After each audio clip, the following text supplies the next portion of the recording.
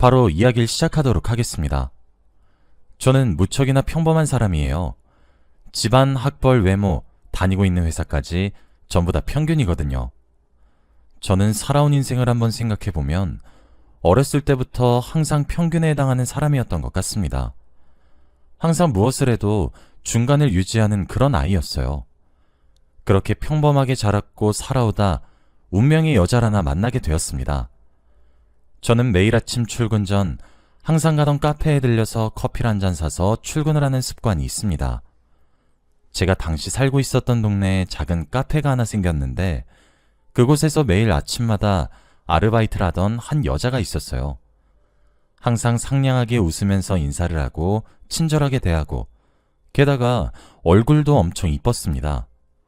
매일 아침마다 커피를 사는 것은 이제 더 이상 습관이 아니었어요. 무조건 그 카페에 가서 커피를 사 먹곤 했죠. 매일 아침 웃는 얼굴로 밝은 목소리로 오늘도 화이팅 하세요 라고 인사를 건네줬는데 그 인사를 들으면 그날 하루 모든 일이 잘 풀리는 것만 같았었죠. 제가 정신을 차려보니 어느새 혼자 짝사랑을 하고 있더라고요. 조금씩 혼자 마음을 키워나갔고 더 이상 제 마음을 주체할 수 없다고 생각했을 때 마음을 고백해야겠다고 다짐했죠. 그리고 출근하기 전 제 마음을 쪽지에 적었고 제 명함과 함께 커피를 건네는 그 여자 손에 쥐어주고 도망치듯 출근을 했어요. 퇴근 시간이 다다를 때까지 제 전화에는 아무런 연락이 없었고 저는 속이 까맣게 타들어갔습니다. 그러다 밤 10시가 되던 순간 모르는 번호로 좋아요 라고 문자 메시지가 한 통 도착했어요. 정말 믿겨지지 않아 멀뚱멀뚱 문자를 보고 있으니 그 번호로 전화가 오더라고요. 서둘러 받았습니다. 전화는 당연하게도 그 여자분이셨고 전화를 받자마자 깨르르 웃으며 저를 반겨주었죠. 그날 날아갈 것만 같다는 말이 무슨 말인지 뼈저리게 실감할 수 있었어요. 그렇게 연애를 시작했습니다. 여자친구는 얼굴도 무척이나 예뻤어요. 김희선을 닮았다는 말을 종종 들을 정도의 외모를 가지고 있었습니다. 그뿐 아니라 성격도 무척이나 착하고 여성스러웠어요. 흔히 말해 내조를 잘하는 그런 여자였어요. 완벽한 사람이었죠. 저는 개발직에서 종사하고 있는데 직종이 직종이다 보니 야근이 무척이나 필수적입니다. 그럴 때마다 여자친구는 정말 하루도 빠지지 않고 제가 야근을 할 때마다 도시락을 싸와서 응원을 왔어요. 회사 사람들도 제 친구들도 모두가 저를 부러워했죠. 저도 한 번씩은 어떻게 이런 여자가 나를 만나? 라는 생각을 종종 했습니다. 그렇게 5년이 넘도록 연애를 했어요. 그러던 어느 날이었습니다. 심각한 목소리로 제게 할 말이 있다는 그녀의 말에 불안해졌습니다. 여자친구는 항상 밝고 웃음기 있는 목소리를 가지고 있었는데 그날만큼은 처음 들어보는 낮고 차가운 톤의 목소리로 얘기를 했었거든요. 카페에 먼저 가서 저를 기다리고 있었던 여자친구는 저를 보자마자 닭똥 같은 눈물을 흘리기 시작했어요. 놀란 제가 허겁지겁 달래주며 무슨 일이냐고 채근하기 시작하자 실토하더라고요. 자기야, 나 임신했어. 우리 어떡해? 사실 저는 당황스럽긴 했지만 속으론 너무 좋았어요. 저는 만나는 내내 결혼을 하고 싶다고 했지만 여자친구는 항상 준비가 되지 않았다는 말로 미루곤 했었거든요. 여자친구는 형편이 조금 어려운 편에 속했습니다. 여자친구는 저와 만난 이후로도 취직은 하지 않았고 계속 카페에서 아르바이트만 하고 있었어요. 취직을 할 수 있었지만 하지 못했던 이유는 아르바이트를 해야 집에 계시는 아프신 아버지를 돌볼 수 있었기 때문이었죠. 장시간 자리를 비우지 못하는 것에 비해 아르바이트는 그 카페 사장님께서 양해를 봐주시기도 하고 집과 거리도 가까워서 계속 아르바이트만 했었어요. 그렇게 번 돈으로 생활비도 충당해야 하지, 아버지 병원비도 충당해야 하지. 그래서 모은 돈이 없었거든요. 여자친구랑 어머니 둘이서 벌어도 아버지 병원비가 너무 많이 들어서 잘 모을 수 없기도 했고요. 그동안 저는 제가 많이 모아놨으니 괜찮지 않냐고 여러 번 설득했지만 여자친구는 용납하지 않았어요. 그런데 아이가 생겼다? 제게는 정말 선물 같은 존재였어요. 드디어 사랑하는 여자를 제가 책임질 수 있다는 생각에 오히려 설레기 시작했죠. 어떡하냐고 눈물을 뚝뚝 흘리는 여자친구에게 저는 큰 소리를 땅땅 치며 결혼하자고 했습니다. 모은 돈이 없어도 괜찮다고, 내가 많이 모아뒀다고 하면서요. 여자친구는 제 말에 안심이 되었는지 펑펑 울기 시작했고, 저희 두 사람은 결혼 준비를 빠르게 시작했어요. 저희 집에서는 탐탁치 않아 했지만 제가 너무 좋아하고 있기도 하고 아이까지 생겨서 여자친구를 며느리로 받아들이셨고, 여자친구네 집에서는 면목 없어 하시면서 절 반갑게 맞이해 주셨어요. 그렇게 3개월 뒤 여자친구의 배가 더 불러오기 전에 우린 결혼을 했습니다. 그런데 결혼을 하고 한 집에 같이 살기 시작하면서 아내 행동이 조금 이상해졌어요. 5년이란 시간 동안 연애를 하면서도 거의 매일같이 만나곤 했었는데 단 한 번도 보지 못한 행동을 하기 시작했거든요. 엄청나게 예민해졌어요. 조그마한 것에도 불같이 화를 내기 시작하다가도 미안하다고 막 울기도 하고 그러더라고요. 임신을 하면 호르몬 때문에 여자가 힘들다더니 그래서 그런가 싶어서 저는 찍소리 한 번 하지 않고 다 맞춰주었고 모든 짜증과 화를 받아줬어요. 힘들지 않았다면 거짓말이겠지만 제가 힘든 것보다 아내가 너무 위태로워 보여서 걱정이 많이 되었습니다. 하지만 임신 6개월 차 정도가 되었을 때부터 아내의 언행은 더 악화되었습니다. 조금만 수가 틀려도 집을 나가기 시작했어요. 처음엔 유 앞에 한두 시간 산책을 하는 것이겠지 하며 그냥 아내의 기분이 환기되기를 기다렸습니다. 실제로 한두 시간 정도 뒤 다시 집에 들어와 제게 사과하기도 했거든요. 그런데 시간이 점차 늘어났어요. 처음엔 한두 시간, 그 다음엔 3-4시간. 결국 하루가 지나도 집으로 돌아오지 않는 날들이 생기기 시작했죠. 그러지 말라고 좋은 말로 타이르고 애원하고 매달렸지만 제가 그럴 때면 나도 이런 내 자신이 너무 싫어 하면서 눈물을 뚝뚝 흘리니 정말 어떻게 대처를 해야 할지 모르겠더라고요. 저는 아내가 지금 정신적으로 심리적으로 내몰린 것 같다는 생각을 하게 되었고 많이 불안한 상태라고 판단했습니다. 그래서 친정에 가서 부모님과 요양을 하는 것이 어떻겠느냐고 제안을 했어요. 아내는 이해해줘서 고맙다는 말과 함께 제가 건넨 제안을 받아들였습니다.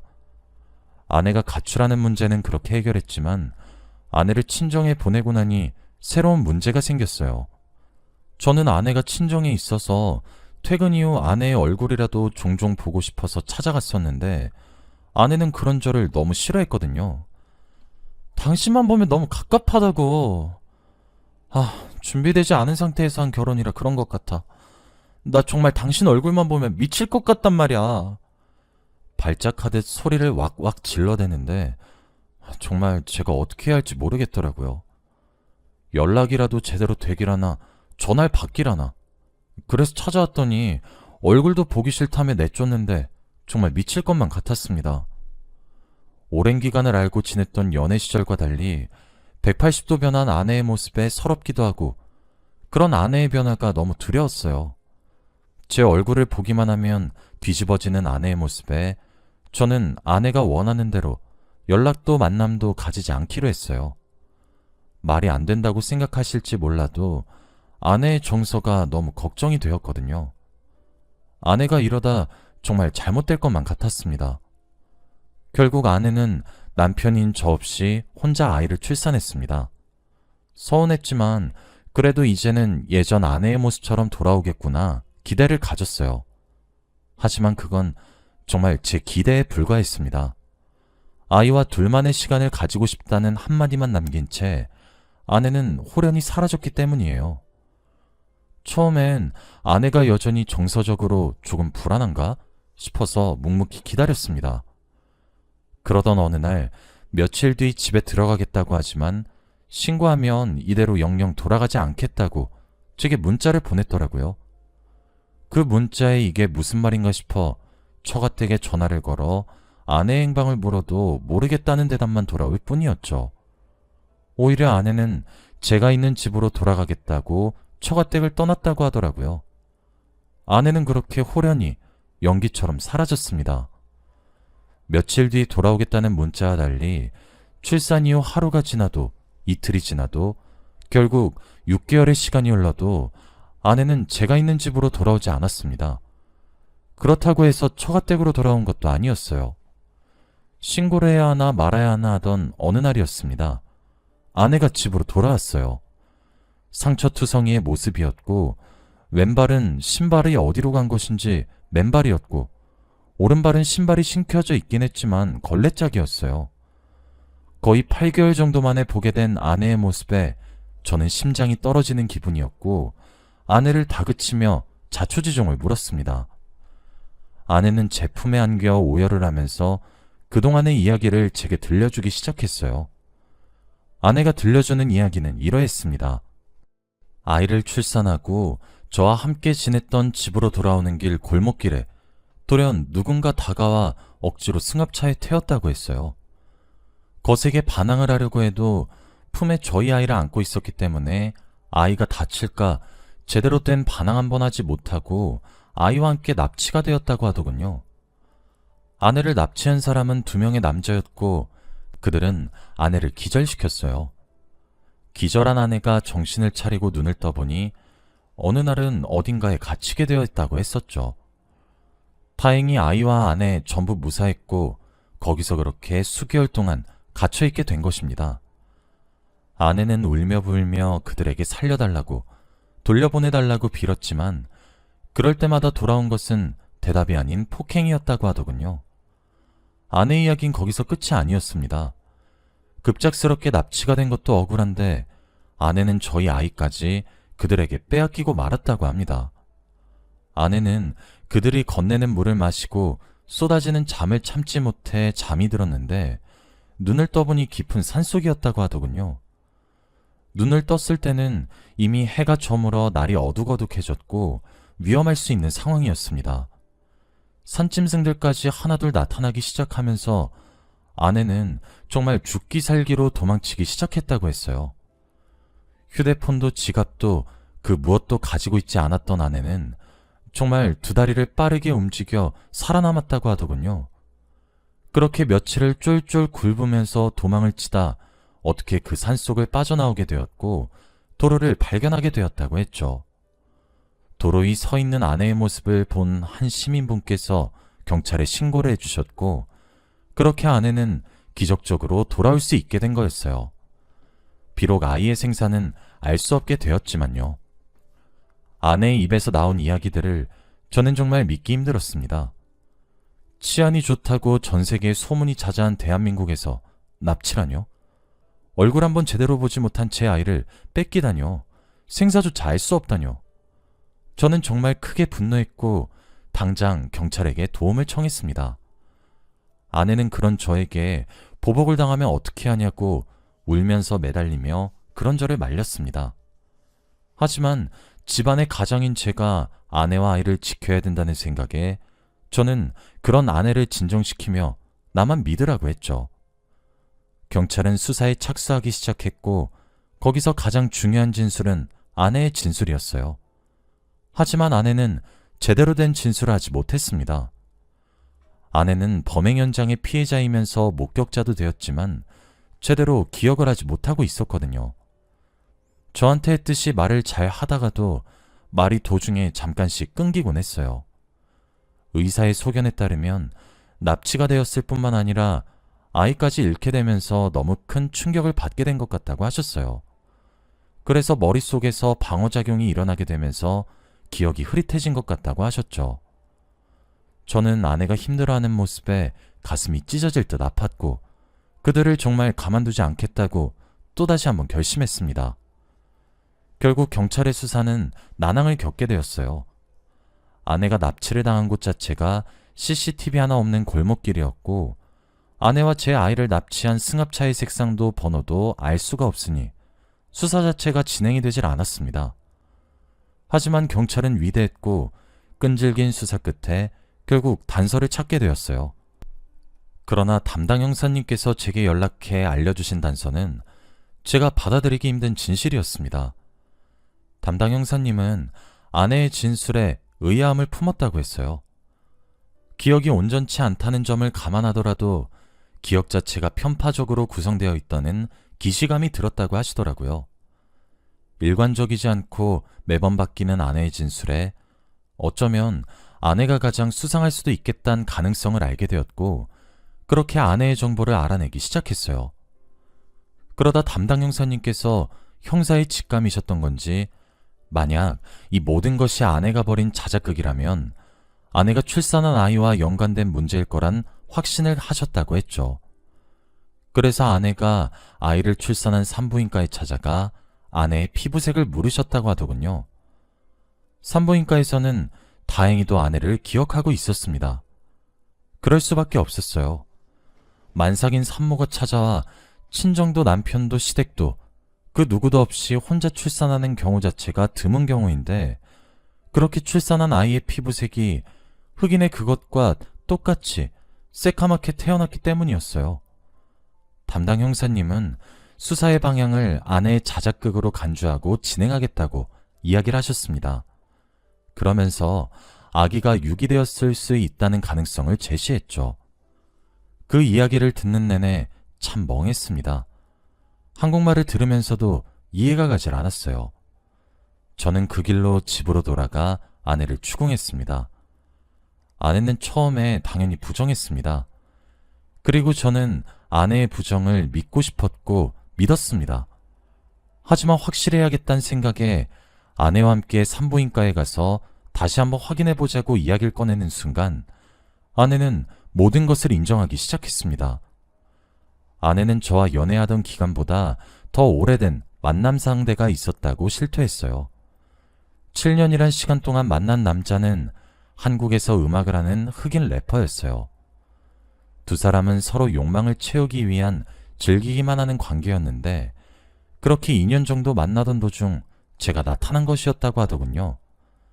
사실 흑인 래퍼를 사랑하지 않은 것은 아니었으나 미래가 불분명하고 불안한 직업을 가지고 있었기 때문에 결혼까진 생각하지 않고 있었다고 하더라고요.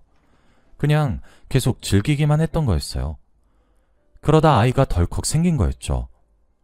아내는 고민에 빠졌어요. 임신한 날짜를 유추했을 때 저와 흑인 래퍼 둘 다 아빠일 가능성이 있었기 때문에 말이죠. 아내는 본인이 생각했을 때 제가 좀 더 유력하다고 생각했기 때문에 저와의 결혼을 택했어요.